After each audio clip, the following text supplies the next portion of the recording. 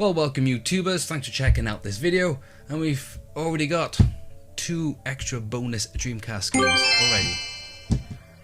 This is awesome.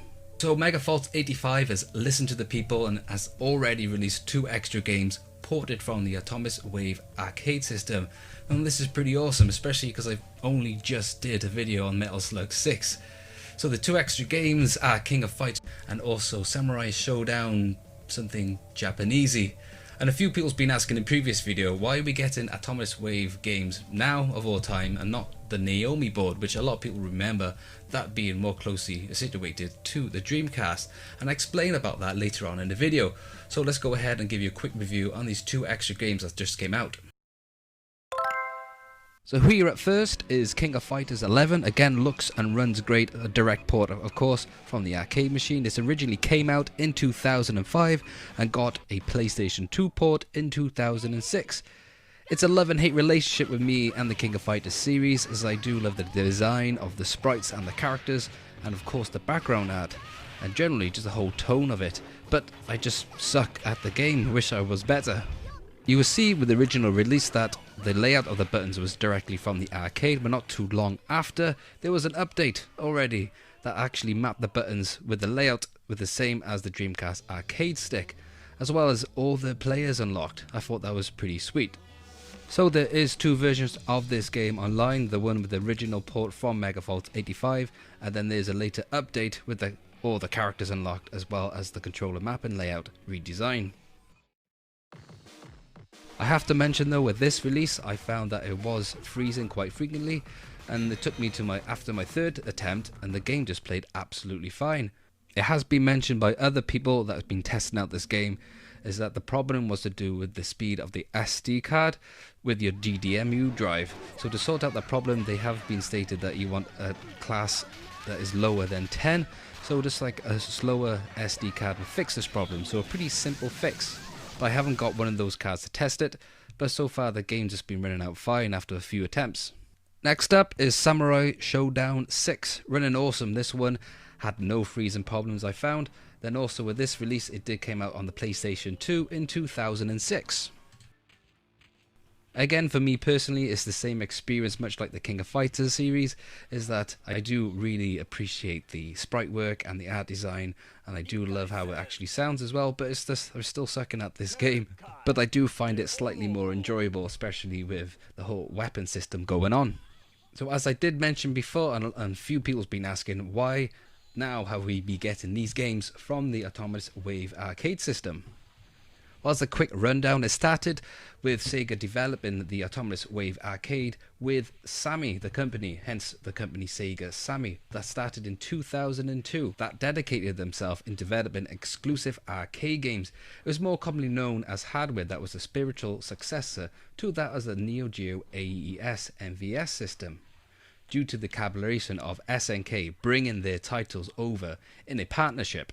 Also, I'm guessing there would have been an excess amount of Dreamcast hardware after the failure of the Dreamcast release, so they wanted to use up the hardware and develop more arcade systems later on as they left the console market.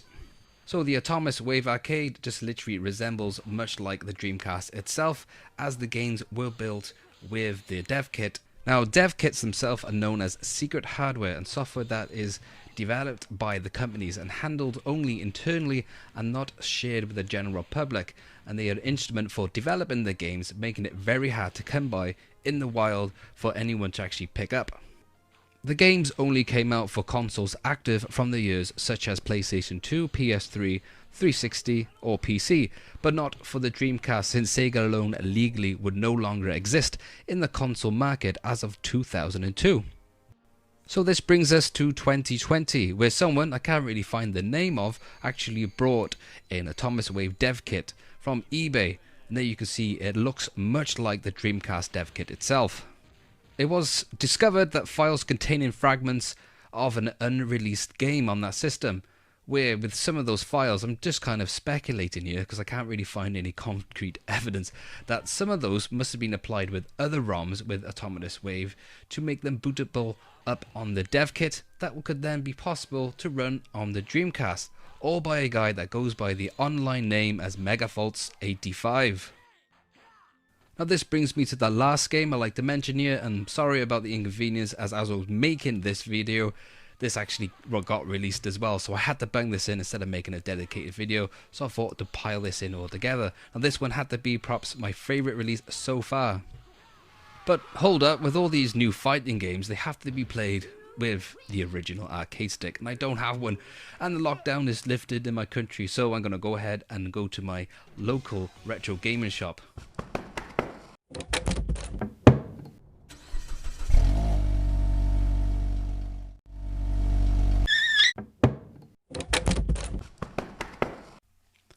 There we are, a nice fresh boxed arcade stick. I just bought this from the retro gaming store just around by me, which I'm very happy to support and hope for the best, called Super Tomato. This actual arcade stick is in great condition, very happy with my purchase.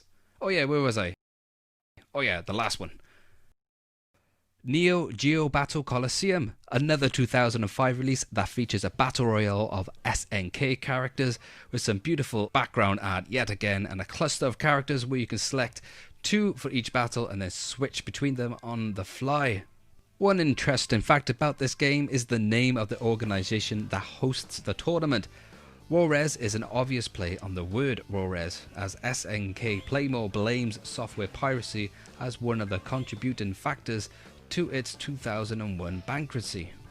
Of course, I still suck at this game, but this is a great addition to add to the Dreamcast family, and perhaps I may actually put some more time in this to actually get pretty decent at this, especially with my Dreamcast arcade stick now. One thing I have to mention is Megafaults85, the guy behind this, actually does have a dedicated site, and a few people's been asking on forums, is there a place where you can pledge a fair bit of money towards this cause of bringing even further games, or just towards this actual contribution to the Dreamcast community. So I'll actually put the link in the description below where you can actually head over to his website. Now it is in Russian, and then he does actually accept money from different type of companies, so there's a way to work around, but I do suggest checking his other work as well and what he's provided to the Dreamcast community. So keep heading back here to actually get the updates on further releases. And as always, if you like this video, hit that button when helping support, click subscribe, leave your comments below, and I'll catch you guys on the next video.